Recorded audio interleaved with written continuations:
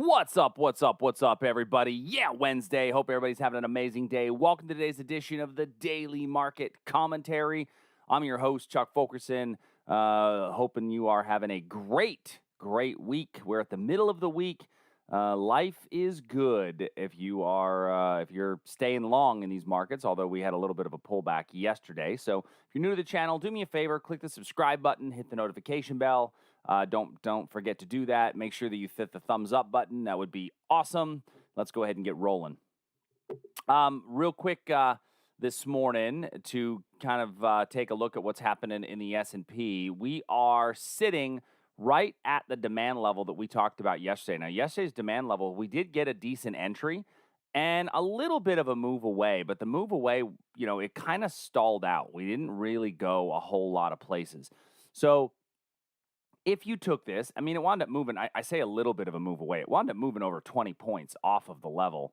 And so it gave us about a 2-to-1 reward to risk, moving about 20 points off of the zone. But we're definitely seeing that weakness kind of coming into play. And with all of the weakness that's coming into play, I'm not sure that we're going to want to spend too much more time thinking about some of these longs. I might want to start looking for longs a bit lower on this supply demand equation. So down here around 35.54 on the 4-hour chart is a really nice level where if the markets kind of keep going, we could see price continue to drop. So I want to keep that area in mind as a level for later today, or really maybe even into tomorrow. We could see some price continuing to fall. So as far as this area of demand, hopefully some of you are able to catch that, pick up a few points on there, and get a decent little move away from that position. So what I'm going to do is remove this level at this point. I would, however, say that if you're interested in a short today, that would be where we would look for a potential short, right? That makes the most sense, is that we would pick a place that's been hit twice. So when looking at those potential shorts, the level that I would look at would be a break below 34.91. If you like the idea of a short on a reversal, you could look at this little wick over wick area right here. Now, remember, what's my big picture trend? Right? My big picture trend is still up. So we're going a little bit against the big picture trend here, but it would be for a short-term day trade. And I'm okay going against the trend on the right setup, provided that I follow all the rules, which means that this would have to be a confirmation entry up here, which would give me a trigger at about 35, 35.10 to 35.15. So a 35.12 would be my trigger. All right, so my trigger is going to be right there, and that would be enough for me to say, okay, let's talk about this as a short. When we would trigger. Remember, that level gets canceled, though, if we go above 35.15 half before coming below below 35.10 quarter. So, and then basing right in this region. Now, once again, I don't think our longs are done by any stretch of the imagination. I think that we may just get a temporary pullback. And a temporary pullback into this region here would actually be a pretty nice and pretty healthy pullback. Morning, Jose. Glad you could join us today. All right. So any questions on the S&P? Does that level make sense to everybody? Want to just do a quick check and make sure. Once again, not changing our bullish stance, but potentially seeing a pullback, and could even go as low as this area here into this area of demand. All right. Next, let's go to the NASDAQ. So in our NASDAQ level, we had a 15-minute zone here yesterday identified, and price came into that zone and then just popped right through that level. Now, we popped right through that level, came to the pivot area, which we'd spoken a little bit about yesterday, and then popped back up and then back. It didn't really go much yesterday, right? We kind of went nowhere off of this level. So that was a bit of a bummer and a fairly small little move. Now, you may or may not have said, hey, listen, based on this basing, I'm not interested in it. That's also a distinct possibility. So today, when I look at a potential breakdown point, it would be below here. So notice that in the S&P, we're significantly closer to a potential breakdown point than we are in the NASDAQ. And that's because the NASDAQ has shown a little bit of strength. Now, I will say that we had yesterday a little bit of a pullback in Apple. Looks like we're going to open up somewhere up in this region here. But the little pullback that we had yesterday on, I'll say it was a lackluster response. I'll say that it was a lackluster response to the iPhone, the new iPhone announcement. And lackluster might be actually might be giving it a little bit too much. It was just not a super positive response from what I've seen everywhere, and so that actually helped to drive the NASDAQ a bit weaker yesterday. Because remember, you got the Apple, which Apple is such a huge percentage of the NASDAQ that it has a profound effect on the movement of the NQ. Yeah, you're right. The NQ did kind of stick inside that whole candle all day. So, well, Tom, I will tell you, I'm a proud Google Pixel owner, and I moved to the Google Pixel once the iPhone reached that $1,000 threshold. I just made the decision that I wasn't going to do it. So it's not about affording, but there is a certain base of customers that demand exists. Right? You continue to push up price until the demand and supply equilibrium goes down. And I don't think that Apple's quite there yet, but but they definitely are losing buyers as price continues to rise, right? That's Dennis, my house is full of Apple stuff, but it's full of older iPhones and older iPads, and because I don't see they've not enticed me enough to upgrade. So yeah, and the Google Pixel does a very good job, and it's a much more affordable level. My wife actually just made the switch too. So, but anyway, my point there being is that Apple had a little bit of a lackluster announcement on its iPhone, and so that's what drove the NASDAQ into that day of just complacency. So if we see a little bit of a rollover now on a 4-hour chart, that is definitely a rollover picture. Okay, that is definitely a rollover picture because we're seeing that consolidation and basing. Usually, that's when you see a rollover here at the top for price to come back down. I still think, by the way, that we're going to wind up setting a new all-time high, but I didn't think it was going to be a freight train straight up to an all-time high. I thought we might see a few pullbacks along the way. Questions on the ES or the NQ? Before we move over to the Russell, I want to make sure I give you guys enough time. Frank's playing with the 5S. Nice. That's a good one. Going old school, buddy. I like it. Hey, I wanted to give everybody a real quick heads up, and I meant to bring this up a bit earlier. Later today, I don't know that I have mentioned this. I know that tomorrow we have our Traders Expo. So if you're not registered, our Trader Summit. So if you're not registered for the Trader Summit, please do so. Another thing that I'm speaking at today is I'm speaking at the Top Step Trader Expo. I'm going to put the link to it in the chat box. If you're interested in attending, go there. I put the registration link in there in the chat window. I'm going to speak there this afternoon. I think I'm at like 1 o'clock, something like that. But they've got like 5 or 6 different speakers. So if you guys want to come to that, feel free to do so. I'm doing a session today on fair price value areas inside of the Top Step session. So feel free to register if that's something you would like to see. I'd love to have you there. It'd be nice to have a few people there that are Traders Army members and supporters, just to let other people know about it. So all right, there's my quick few second plug. All right, on the rut, moving to the Russell. So looking here at the Russell, we have an area that we talked yesterday that could be a breakdown point. And we did actually poke below there and then kind of go nowhere. We poked below there, went nowhere, and so now we've got I think it's still a valid spot to look for price to poke below. So if you want to give it another bite at the apple, I think it's okay to do so. If you're not comfortable giving it another bite at the apple, but you still like the idea of potentially getting short. Yeah, Sonia, and I don't know if that one's being recorded or not, but we are. I'm not sure about the recording and the replay of that one. I'm sure they'll have a recording of it. So, but the summit one tomorrow, we're definitely recording the full day of the Trader Summit. So, anyway, the Russell 1638 by 1644. If price rallies back up into there, I think you could see a little bit of a reversal. That was a fairly recently formed level, but okay, I think you're better on the breakdown in this region. So overall, I'm still bullish on the equity markets. Do not get this tone that I'm being bearish on the equity markets. I'm still overall net bullish, right? But I think that we may see a little bit of a pullback and a little bit of a rest. I don't see a reason yet to change my overall bullish sentiment.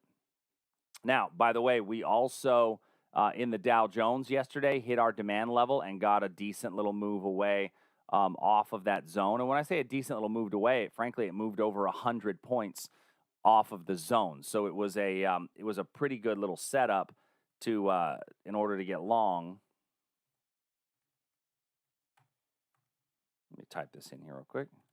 So if you took that one, obviously you're going to be out of that position at this point. And looking for same kind of picture as the S&P, there is the potential for a breakdown below this level, and this actually is almost identical to the S&P in that you have the same wick over wick area here below the pivot high for a potential reversal. Okay, so those are our equity markets. Let's go ahead and take a look next at our commodities. So on our commodities, first starting with crude oil, what was our talk yesterday about crude oil? Does anybody remember what our thoughts were when it comes to crude oil? Oh, John, wick over wick on the Russell. Let me go back to it.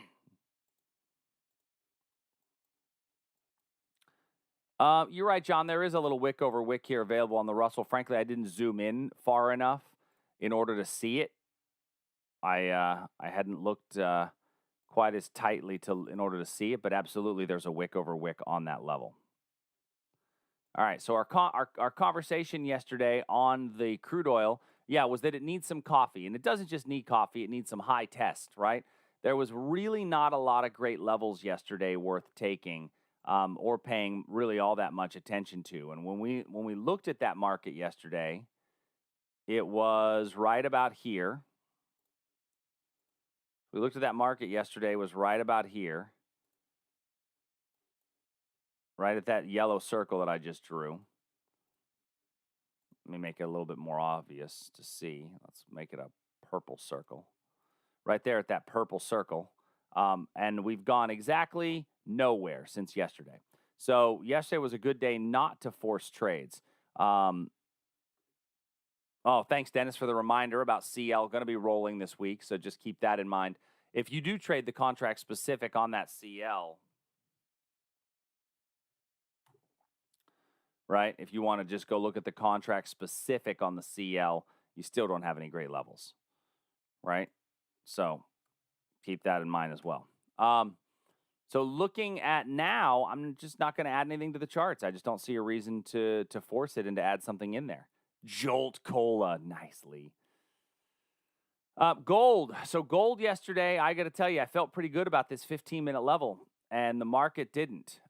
It just came hammering right down through the darn thing. It did not really give us even a thought about stopping at that level, and we just blew right through that area. So unfortunately, this one was a very quick stop out. So it had some pretty nice moves in the equity markets, but this gold level was a pretty quick stop out, and it was a rather violent stop out, I will say. But you know what? When I want to be wrong, do I want to take a while to be wrong, or do I want to be wrong quickly? Right? Thinking about it from those terms, I want to know that I'm wrong. If I want to lose, I want to go down in flames. Okay? And so, we want to when I go wrong, I want to go down in flames completely. The heartbreaker trade, nice. I've not sat in on any shadow trader things in quite a while. So now it did, however, set up for this 15-minute wick over wick, which is clean as a whistle. This is clean as a whistle as an opportunity. Philly, where do I go to download the grid? The grid is in the trade feed located at Traders Army, Philly. It's in the trade feed, the traders worksheet and the trade feed located at Traders Army. Can we check wheat? Also, I see. Yes, Joe, I will check that when we get there. Yep. Thank you for the question. So looking at this on a 4-hour, my 4-hour trend, we had an uptrend that we said yesterday was kind of losing some steam, and it was definitely weakening of momentum. And so what I look for when I look for the weakening of momentum is, what are our pullback lengths looking like, right? What are our pullback lengths looking like? And the pullbacks here are definitely getting longer, right? So our momentum to the upside is definitely waning, and we saw a bit of a rollover piece here, which is why when you lose, it's good to lose on a 15-minute time period because you get the smaller level. But my zone is still up here for a potential area of supply. Now, there's lots of room to make it from where we are up to there. I mean, that's 13 points away. So if you want to take a breakout on a setup, if the setup is there, I'm okay with that. Right now, there's no setup there, unfortunately.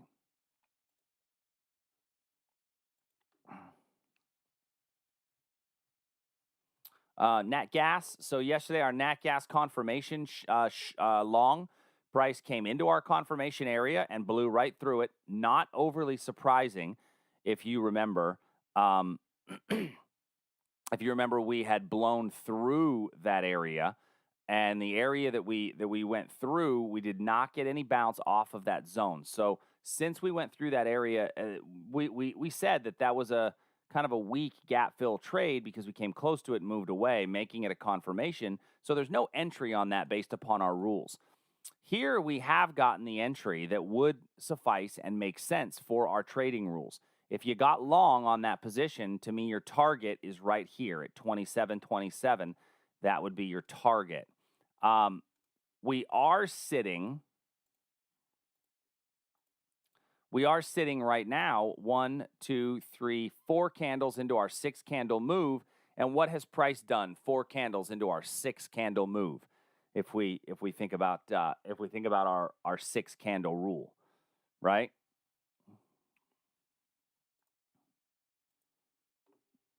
And that's a pretty strong momentous sell off on this piece. So 4 candles into our 6 candle move, we've gone basically nowhere. And so since we've gone nowhere, if you feel like, okay, I still think it's going to work, I still believe in it, then stay in the trade.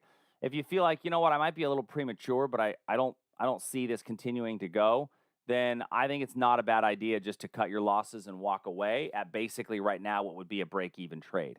I feel like that's probably going to be the case in this instance. And matter of fact, if we do bounce up, which I don't think it's going to get there in the next 1 or 2 candles, I think that actually becomes a really good short. Okay. Let's see. Alex, yeah, you can go right to the Traders Army website. We've got two different versions of membership. You can become a free member, or you can become a pro member. So take a look at the website. If you got questions, let us know. All right. So I'm going to remove this lower level because I don't think this one's going to keep going. I feel like this is DTM. Matter of fact, to the point where now I would actually look, if you didn't get long, I would look for a potential breakdown below this level, provided that we get enough basing. Now, we're getting enough basing right now. In a perfect world, we'll get a bounce out of here, and then we'll get basing, and then we'll get the drop, but we may not. Okay? Yeah, Alex, we still do. I think it's promo code Trader60. If you want to try membership out for a month or so, it's promo code Trader60. If you want to give that a go. So, all right. Next, copper. So if you go to copper, we're doing nothing. We're still in between our levels. So we talked about it yesterday, and we didn't add anything, and we're going to leave it the same way today. There's nothing new to add to this level. Let's look at wheat. The wheat position. So, Joe, did you already take the breakdown in wheat? because this is the breakdown that we talked about yesterday, and then reverse back to this fair price value area up here. Did not get in yet. Okay. So if you didn't get in yet, I still think that there's an opportunity to get short on a breakdown. The breakdown was this 591 level that we had lined up. I would look a bit higher on a retest area.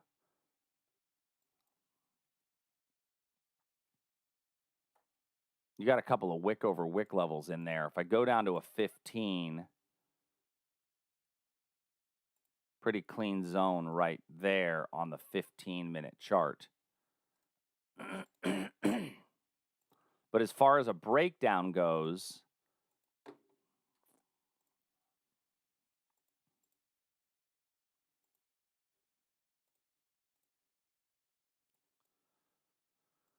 I mean, we are definitely sitting in an area where we could see a breakdown from this region. With our 4-hour trend definitely giving us that downward momentum, our 1-hour level loses its efficacy down below. So yeah, I could see this if we get a little bit of a bounce from here and better basing.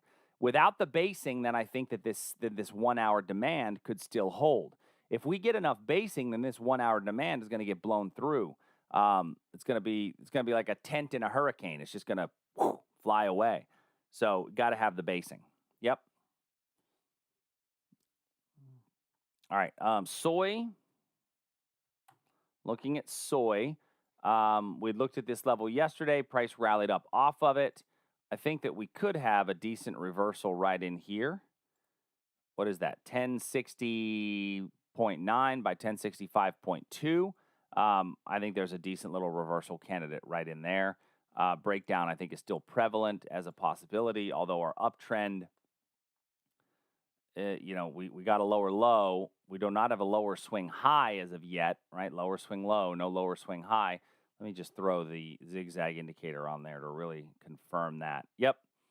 I like the zigzag. The zigzag indicator does a really nice job of kind of smoothing out those swing highs and swing lows. For those of you that have a hard time seeing swing highs and swing lows, the zigzag indicator, I think, is one of the best tools that you can use to kind of just get you out of your own head of, is this a swing? Is that a swing? Because what happens is we sometimes don't see the forest through the trees and we overthink some of these major swings. And so that's what I like about this zigzag indicator. So I can clearly see that I have a lower swing low, but I have not yet officially put in a lower swing high. If we come down from here, then I've got a lower swing high. Yeah, line on close chart is another way to do it, Dennis. That's actually another very clean way to do it. You can see them a lot easier when you just use a line chart as well. I'd agree with that. All right. And then corn, very much the same picture, same level that we identified yesterday. Oh, wait. Sorry. Here's corn here. I looked at soy up here and then back down here. I was like, wait, that looks identical.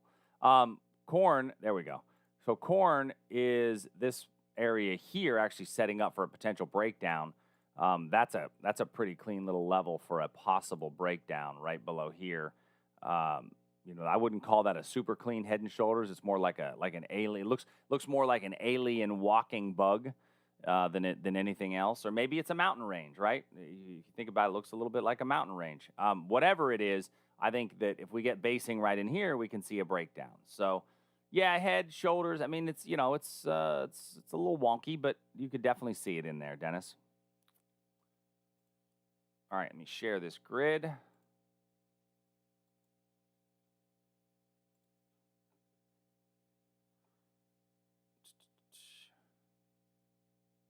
Oops, sorry about that.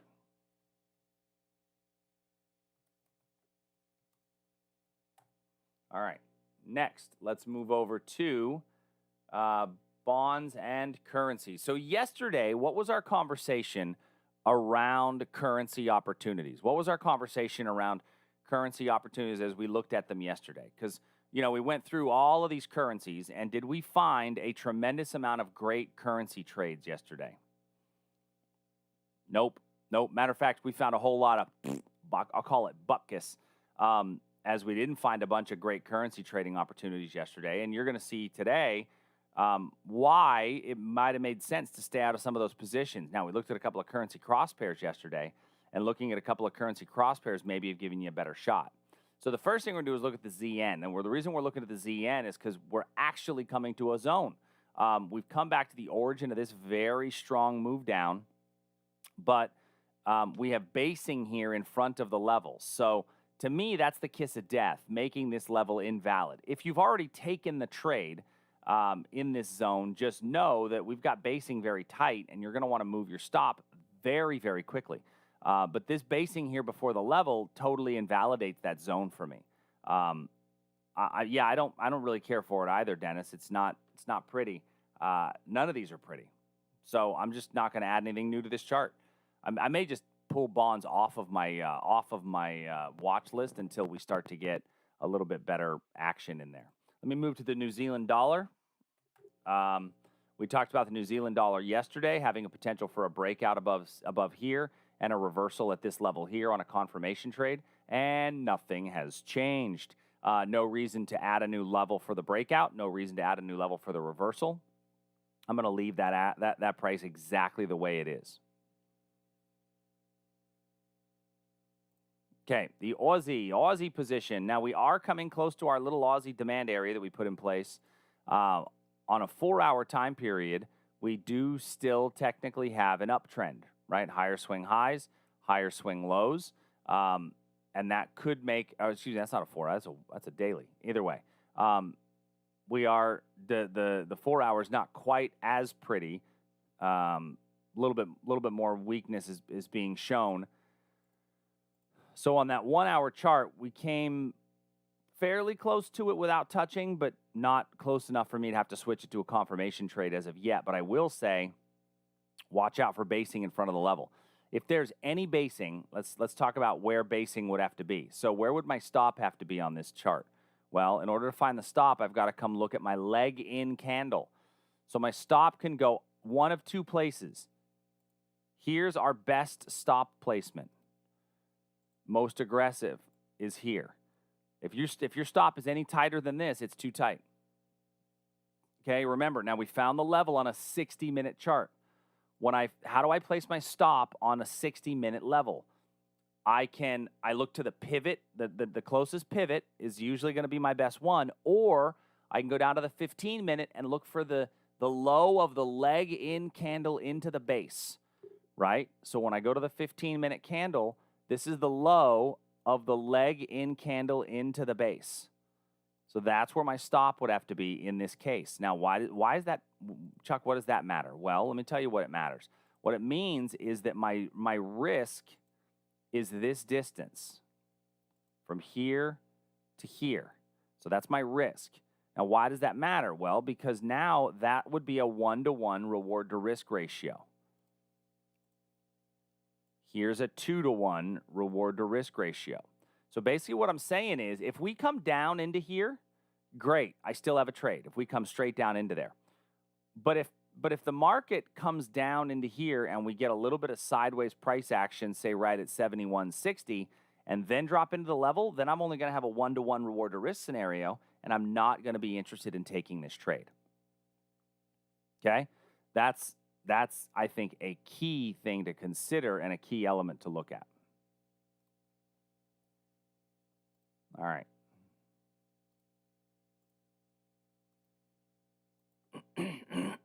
Next. So once again, not adding a whole lot of new stuff in here, but also being very cautious of this level. Next, the euro. So our euro level, we continue our bearish action on the euro. Very strong move down. This big red candle that happened yesterday, right at the U.S. market open, does create a potential for price to come back up into this area. Let's look at that on the 15-minute and see. Actually, even on the 15, I'm going to want to take the pivot.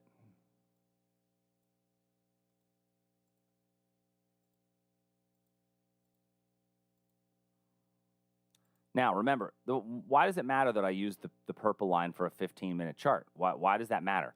The reason it matters is because then I know how many candlesticks fit into my 6-candle rule. If I used a green line, then it's 6 hours that I'll stay in a trade. If I use a pink line, then it's an hour and a half that I'll stay in a trade when it's not going my way. Now, if it starts going my way, ride that puppy, man. Hold on. This could be a pullback area if you want to take a look at a potential pullback, because there is a lot of room for price to make it up to here, especially with those big red candles straight through there. All right, Canadian dollar. We looked yesterday at this potential breakout on the Canadian dollar. We talked about the 6-candle rule coming into play. Definitely 6-candled us right the heck out of there. If you tried it again, it came by through there yesterday, and 6-candle rule told us, hey, not going to happen. We left the line in there saying, well, you still may get a little run. Let's just forget that for a little while, shall we? Matter of fact, and we're getting basing in front of this level here, so this one is gone. I'm going to look a bit lower to this area right here as a potential for price to reverse into.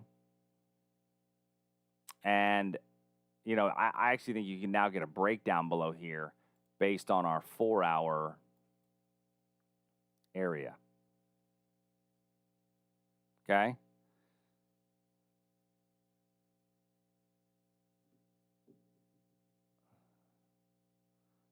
Liz, what do you see as the EC trend? Do you mean the 6E or the 6C, Liz? Canadian dollar or euro? Sorry. Oh, EC. I'm sorry. EC would be what it is on TradeStation. Sorry. I forgot about TradeStation's code. So looking at this, well, I see an uptrend that's technically gone very weak, with lower swing, slightly lower lows, but not fully lower highs. And so when I'm not exactly sure, I'm going to use the zigzag indicator to kind of help me with that. Oh, it's not picking up any of those smaller undulations, unfortunately. Not picking up any of those smaller undulations in there anyway.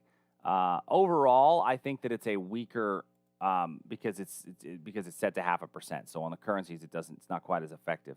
But I think just looking at swing highs and swing lows, it's an uptrend that's got a lot of weakness built into it.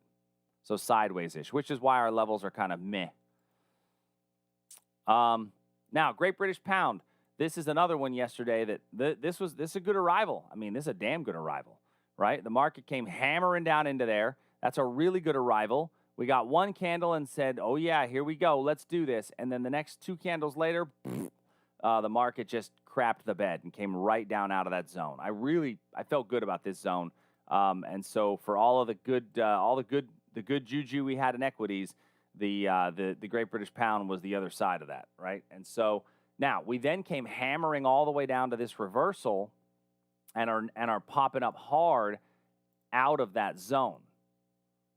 On a 4-hour time period, this looks a lot like the euro that we just talked about that was showing a weaker uptrend, but now we're popping hard out of that level to the point where this is just running straight up. I would look at that. I don't know what news is coming out, but I would wonder if there's some serious news that's driving this movement. On a smaller time scale, go to like a 15-minute. This is actually a nice little zone right here, because we know that by definition, price rallied all the way up to here and then dropped and then based and then rallied. So that's why that's a good setup. Lots of transient news messing with the pound and the evil euro. The evil euro. Wahahaha. Nobody ever said the Deutschmark was evil. Oh, wait. All right, so Japanese yen. So looking at the yen, we did have a nice little level off our 15-minute demand zone. Price came into that zone, got a really nice move out of that level. And with that level that came out of that zone, I've got to remove that area and let that thing go, although that was a really nice trade. So those of you that looked at that one yesterday, that one did give us a pretty good picture, and hopefully you're able to get something good on that one. Let's see. There's a wick over wick right underneath that 15-minute demand zone on the hourly. Are you talking on the Great British Pound, Olsey? Yes, there is. There is a nice wick over wick right here. I like that 15-minute level so much, though, that I don't know that it's going to make it to this wick over wick. I mean, that's a good drop-based rally out of that 15-minute level. So Japanese yen, we are coming into our confirmation short. That being said, we've got a target, which would be right here, which means we have less than a 2-to-1 reward to risk. I'm actually going to remove that level because even if it does work, it's not got a lot of legs behind it for a potential on the reversal. And so I'm going to do this 9493 by 9487 as a reversal point on this one. All right, so let me zoom in on this so that I can share this grid. Jose, by the way, Jose, are you in the room today? And I don't think you were in the room yesterday when I was talking a little bit about this. A couple of people have asked me if I would type up my zones into a grid and send out all of my levels in a grid that I type up that you can take a look at, you know, the closest level of demand, the next closest level of demand. Unfortunately, I do not have the bandwidth, the time, or the inclination to do that. Unfortunately, I'd love to. I always love to give as much as I can. I just don't have the bandwidth, the time, or the inclination to do that. When we get a larger team at Traders Army, we might do that. But one of the things that we really, really try to do is keep our overhead low so that we can keep our subscription costs low. And that's one of those things that we just don't have support staff on to help with that kind of thing. So it might come in the future. It's just not going to come anytime soon. So I wanted to make sure that I address that because I've had a couple of people ask for that recently, and which is why I do post the screenshots of my grids to the website that you can go and get to the Traders Army website. You can go get the screenshot of all of them anytime you want inside the trade feed. So I wanted to address that because I've had a couple of people ask me about that recently, and I don't want you to feel like I'm dodging the question. I'd love to say that I'm being lazy. I'm not being lazy. I just don't have that much time. So, all right. So those are our levels for today. Those are our levels that I have going on for today. We will not be on YouTube Live tomorrow. No, Liz, I don't plan on doing that. We will not be on YouTube Live tomorrow. We will be in our Traders Summit tomorrow. So you guys that are going to join us tomorrow for the Traders Summit, I really look forward to having you there. If you've not yet registered for the Traders Summit, we actually upped our room size so that we can fit a few more people in. So go to tradersarmy.com/Traders Summit to register. It's going to be a full day tomorrow. And we've got some good stuff, but we're going to start the day. It's going to be a 2-instructor session, myself and Corey Lane trading the open. We're going to send the email with the link to join the Traders Summit out later today. So later today, you'll get the link to join the Traders Summit. So I look forward to seeing you. And I really I hope you guys have a great time at there tomorrow. I appreciate you all so much. Have a great day. See ya.